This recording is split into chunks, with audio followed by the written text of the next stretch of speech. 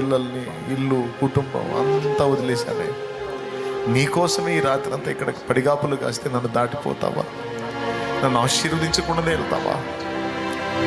నీ పాదాలు పట్టుకొని ఏడిస్తే దాటిపోలేకపోయావుగయ్యా. యాకోబు, యాకోబు, తెల్లవారుచున్నది, నన్ను పోనిమ్ము అని అడిగావు కదయ్యా.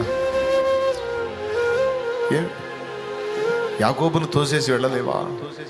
వెళ్ళగలవు, కానీ వెళ్ళలేకపోయావు. నీ బిడ్డల కన్నీళ్లు చూసి కఠినంగా దాటిపోయే దేవుడవు కాదు నువ్వు.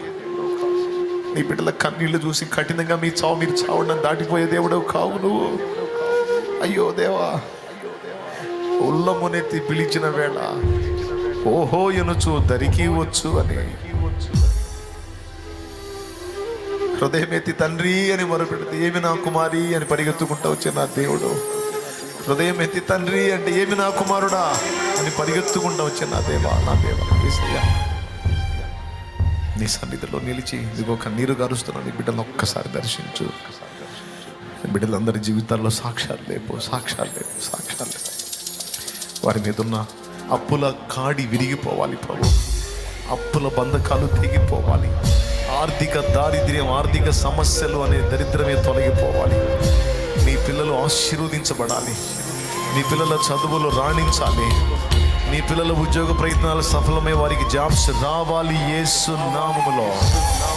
నైనా గత కాలంలో నా ప్రభు వారి ప్రయత్నాలు విఫలమైనయేమో, ఈసారి వారి ప్రయత్నం సఫలం అవ్వాలి. ఓ వారు నా ప్రభు పొందుకొని నా ప్రార్థన నా దేవుడు విన్నాడు. ఓ ఆయన సన్నిధిలో నా కన్నీళ్లు నా దేవుడు చూశాడు. ఓ తన పిడికిలి విప్పి నాకు అన్నం పెట్టాడు నా యేసయ్య. ఓ ఆయన పిడికిలి విప్పి నా కుటుంబానికి అన్నం పెట్టాడు నా దేవుడు అని నీ బిడ్డలు సాక్ష్యం ఇచ్చుదురుగాక యేసునామమున. నా ప్రభువా, నేను కడుపు నిండా అన్నం తింటున్నా, నా బిడ్డలకు అన్నం లేదు దేవా. కడుపు నిండా అన్నం తింటున్నాను, నేను నా బిడ్డలకు అన్నం లేదు. నా బిడ్డల్లో కొంతమంది పస్తులు ఉన్నారు. నేను మంచి బట్ట కట్టుకుంటున్నాను, కానీ నా పిల్లలకి మంచి వస్త్రం లేదు, చినిగిపోయినాయి కట్టుకుంటున్న స్థితిలో. నేను సన్మానాలు పొందుతున్నాను నేను, కానీ నా బిడ్డలు కొంతమంది తిట్లు తింటున్నారు, దూషణ పొందుతున్నారు.